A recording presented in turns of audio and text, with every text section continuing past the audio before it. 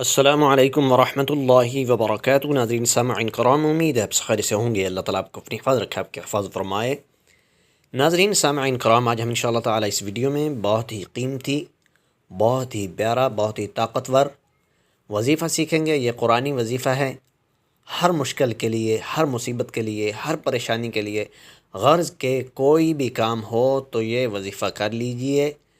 یہ 100 مرتبہ پڑھ لیجئے یہ کلمات عشاء کی نماز کے بعد روزانہ، تو انشاءاللہ تعالی اللہ تعالیٰ کے فضل سے ہر قسم کی پریشانی، مصیبت، مشکل دور ہو جائے گی۔ تو ان کلمات کو سیکھتے ہیں۔ بسم اللہ الرحمن الرحیم۔ حامیم حامیم